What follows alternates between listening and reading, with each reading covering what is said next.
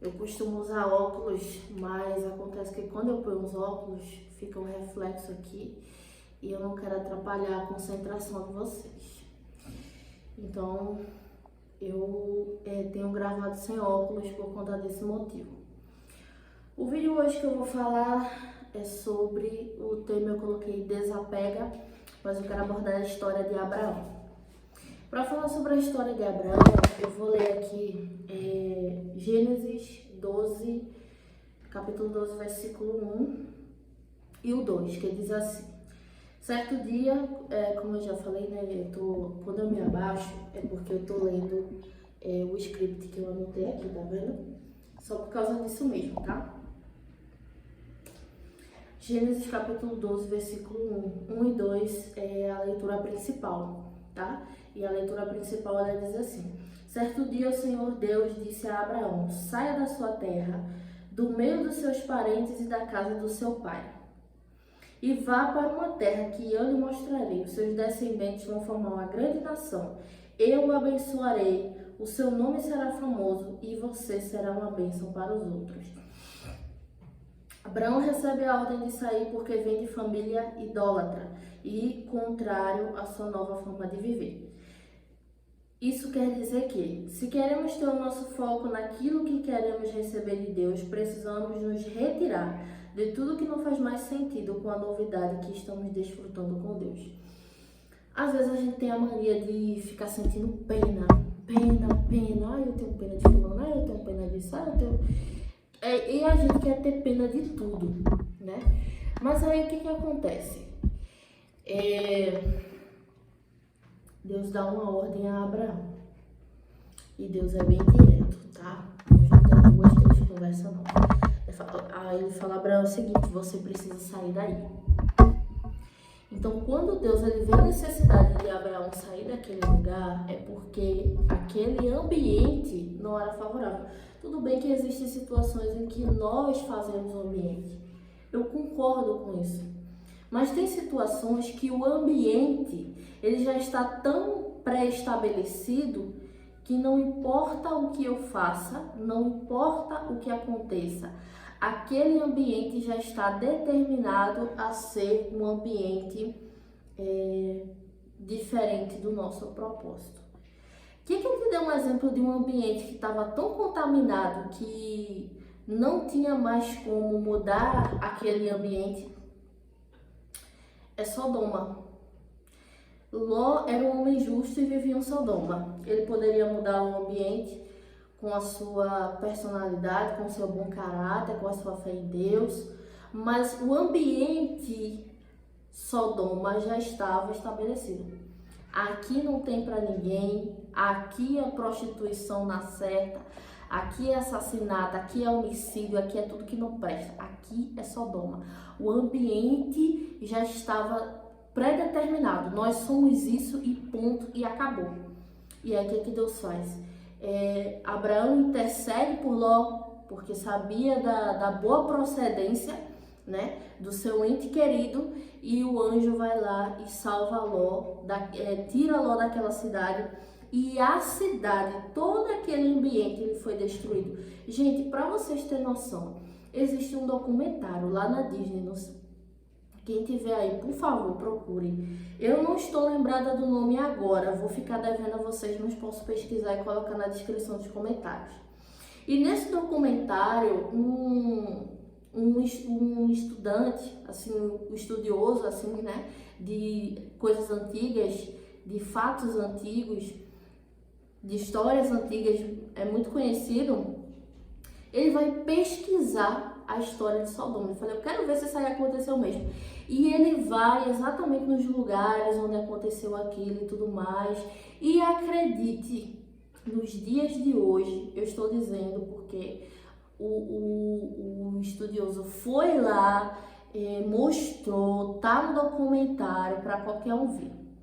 Até hoje, a cidade tem em seu interior enxofre, tá? Isso aconteceu há muito tempo, mas até hoje existem resquícios do que Deus fez na cidade de Gomorra, porque o ambiente já estava Predeterminado, todo aquele ambiente já estava determinado a ser desobediente a Deus e serem contrários à vontade de Deus. Tá? Eu falei isso aqui como exemplo, mas eu vou seguir em frente com vocês, certo? Seguindo em frente. Agora eu vou falar um pouco sobre o pai de Abraão. O nome do pai de Abraão se chama Terá. Eu falei que ele veio de família idólatra e agora eu vou detalhar um pouco mais sobre isso com artigos e provas bíblicas. A vida de Terá. A Bíblia diz que Terá migrou com sua família da cidade de Ur para o norte em direção a Canaã. Mas depois de percorrer uma distância de aproximadamente 800 quilômetros, a família de Terá se estabeleceu durante um tempo na terra de Arã. No tempo de Terá, tanto a cidade de Arã como a cidade de Ur eram centros de adoração a Namá, o deus sumério da lua. O livro de Josué traz a informação de que Terá era um idólatra. Isso está lá em Josué capítulo 24, versículo 2 e 3. Isso reforça o fato de que Deus chamou Abraão soberanamente do meio do paganismo para se autorrevelar e firmar uma aliança com ele e com a sua descendência. E agora eu vou ler aqui Josué capítulo 24. Eu vou ler esse texto com vocês aqui. Eu tô abrindo, hoje eu vou ler online, tá, gente? Porque como eu tô aqui com o notebook no colo, eu pego o notebook, depois eu pego a Bíblia, entendeu? Pra não acontecer um acidente de eu derrubar o notebook e eu derrubar a Bíblia sem querer, aí eu vou ler aqui. Bíblia online. Vou ler junto com você, tá? O texto que eu marquei aqui foi Josué capítulo 24, versículo 2 e 3. Então vamos lá. Depois eu vou ver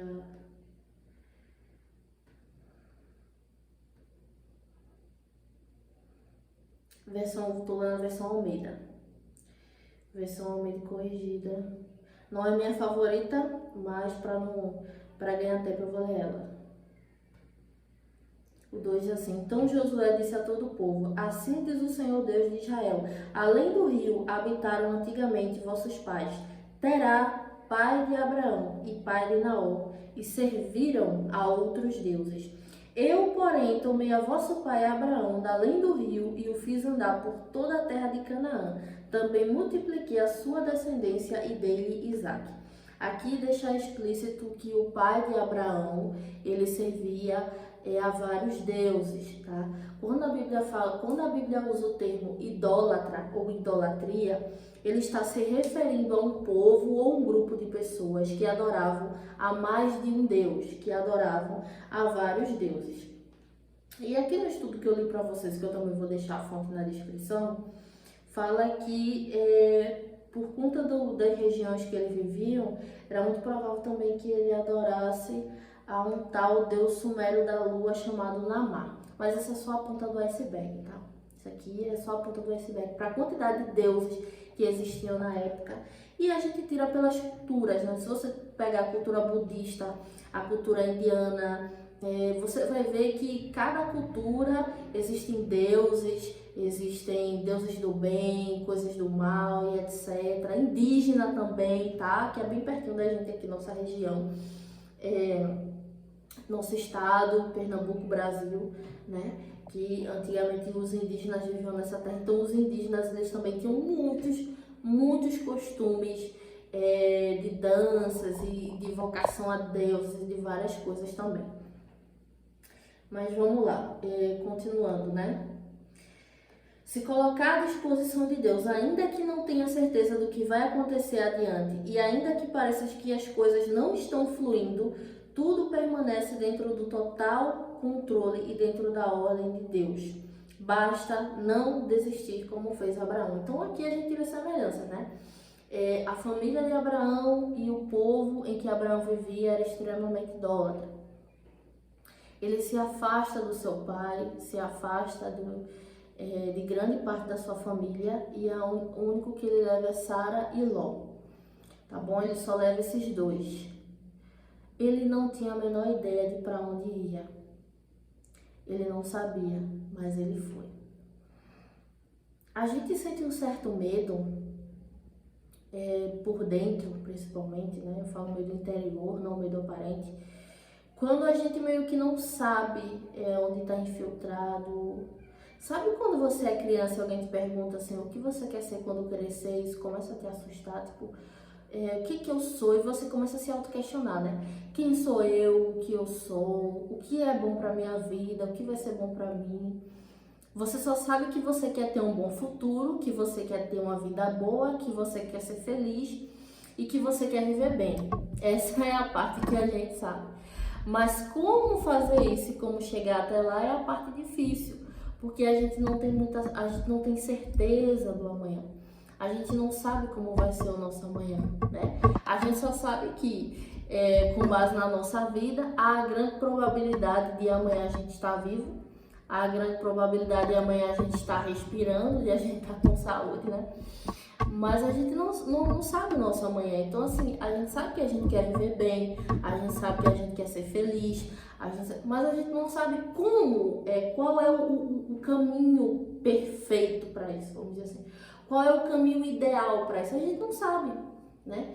E isso, de certa forma, mexe com a gente por dentro. Poxa, o que eu preciso fazer, né, para ser feliz? Aí eu digo, só precisa ouvir e obedecer a Deus como fez Abraão. Abraão ouviu, Abraão guardou as palavras de Deus, Abraão obedeceu. E Abraão foi muito feliz, porque ele viu coisas acontecendo na sua vida que talvez ele nunca tivesse visto se ele não tivesse saído da terra dele, saído, de certa forma, do conforto, do comodismo, né? E ele viu Ismael, ele viu Isaac, ele viu seus filhos crescerem, ele viu a sua riqueza aumentar, ele viu os seus bens se multiplicar, ele teve uma boa velhice com a sua esposa Sara, ele teve épocas e período de paz e tranquilidade, ele passou por várias terras, ele poderia ser perseguido, ele poderia ser humilhado, mas ele teve paz aonde ele passou. O Senhor guardou e o Senhor cumpriu o que tinha na vida de Abraão. Então, da mesma forma, nós não sabemos do amanhã, nós não sabemos o que nos aguarda, nós só sabemos que queremos ser felizes. Então, isso já é o suficiente para você entender. Quer viver bem, quer ser feliz. Mesmo que você não entenda e mesmo que você não saiba como. E mesmo até que você seja incompreendido pelos seus parentes e pelas pessoas que são próximas de você. Escutar a Deus, ouvi-lo e obedecê-lo já é o suficiente para você viver bem, para você viver em paz e para você ser feliz, tá bom? Vou continuar a leitura aqui. Não importa o que pense a sociedade ou o que está à nossa volta, ainda que pareça improvável de se realizar por conta de nossas próprias limitações, o impossível e ilimitado de Deus fará com que no final tudo faça sentido e seja concretizado para a honra e glória do seu nome. Isso aqui que é o mais importante. Gente, qualquer bênção que a gente receber, qualquer coisa maravilhosa, boa que acontecer na nossa vida, nada disso se reflete a nós ou a quem nós somos, ou é porque nós somos bons demais, ou é porque nós somos pessoas maravilhosas. Não.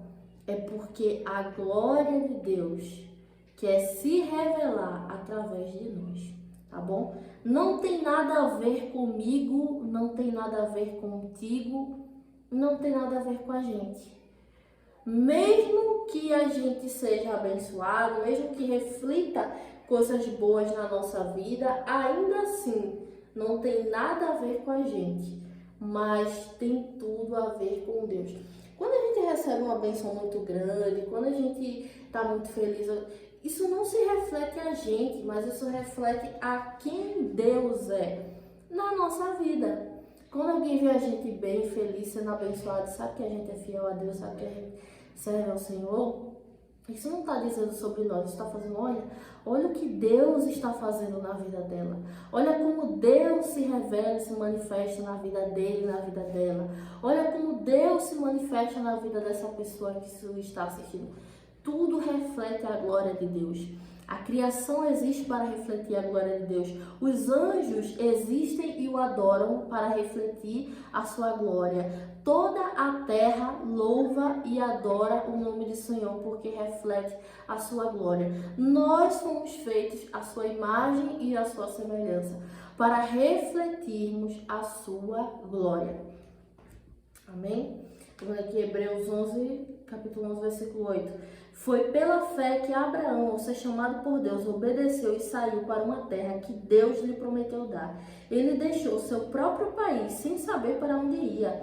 Pela fé, ele morou como estrangeiro na terra que Deus havia prometido. Viveu em barracas com Isaac e Jacó, que também receberam a mesma promessa de Deus.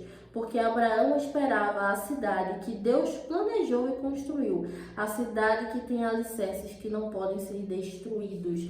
Ou seja, mesmo recebendo a promessa, Abraão não estava nem um pouco apegado a nada que refletisse essa terra. Mas Abraão estava apegado à terra a qual os alicerces não podem ser destruídos. Ele estava falando da terra celestial, estava falando do céu. Como é maravilhoso quando a gente pega essa dica com Abraão e não se apegar a nada dessa terra. Mesmo que a gente viva bem, mesmo que a gente tenha uma excelente saúde, mesmo que a gente possa daqui, sei lá, 10 anos realizar nosso sonho, ou quem já realizou o seu sonho, mas que a gente não se apegue a nada daqui, até porque, uma dica de ouro, quando a gente não se apega, a gente não sofre. Às vezes a gente se apega tanto, sei lá, vou dar um exemplo bem banal. Há uma série, eu gostei muito dessa série, gostei muito desse filme, a gente se apega. E aí acontece alguma coisa, o diretor estraga o filme, aí você fica triste. Caramba, estragaram meu filme favorito, estragaram a sequência do meu filme favorito, estragaram a série do meu filme, da minha história favorita. Você fica irritado, sabe por quê? Quando a gente não se apega, a gente não sofre. O único que a gente pode se apegar de corpo e alma, que a gente só tem a ganhar é Jesus Cristo. Mas qualquer coisa que a gente, seja objeto, seja lugar, seja circunstância, seja pessoa, quando a gente não se apega, a gente não deixa o nosso coração turbado, a gente não se entristece, a gente não sofre. Claro que é difícil, pois nós somos humanos, mas se esforçar para não se permitir se apegar a nada dessa terra. Porque o que Deus tem para nós nem se compara ao lugar mais bonito, à beleza mais deslumbrante que a gente possa ver aqui, tá bom? Por causa de tal ato de fé, que até os dias de hoje nossa descendência pode ser alcançada pelas bênçãos e plenitude de Deus. Por causa da decisão de Abraão de sair da terra dele, de não se apegar aos seus pais, é que a gente pode se alegrar porque nós somos descendentes de uma tão grande vitória. Poxa, Rubem, eu não sabia disso não. Então deixa eu te contar aqui. Está lá em Gálatas capítulo 3, versículos 6, 7, 8 e 9. Lembrem do que as escrituras sagradas dizem a respeito de Abraão. Ele creu em Deus e por isso Deus o aceitou. Portanto, vocês devem saber que os verdadeiros descendentes de Abraão são os que têm fé. Você tem fé? Então você já é descendente de Abraão. Antes que isso acontecesse, as escrituras viram que Deus ia aceitar os não-judeus por meio da fé. Por isso, antes de chegar o tempo, eles anunciaram a boa notícia a Abraão, dizendo: por meio de você, Deus abençoará todos os povos. Abraão creu e foi abençoado. Portanto, todos os que creem são abençoados como ele foi. Olha que coisa linda. A Bíblia diz que fez promessas a Abraão, né? Deus fez, e Abraão creu. Aí aqui em Gálatas está dizendo, porque Abraão creu, ele foi abençoado. E quem crê também, como Abraão, será abençoado. Você acha que Abraão foi rico? Você acha que Abraão... se você tem fé em Deus, você é descendente de Abraão. E se você crê nessa palavra, Porque Abraão creu. Sabe por que Abraão foi abençoado? Porque ele creu. Sabe como você pode ser abençoado? Quando você crê. Se você crê, se você tem fé, isso já é o suficiente para você ser descendente das mesmas bênçãos que Abraão recebeu. Não importa o que pense a sociedade ou quem está à nossa volta, ainda que pareça impossível de se realizar por conta das nossas limitações, o impossível e ilimitado de Deus fará com que no final tudo faça sentido e será concretizado para a honra e glória do seu nome. Amém? E a fonte, a primeira que eu vou citar é a Bíblia, porque eu li vários versículos aqui. E a segunda fonte é o site estiloadoração.com.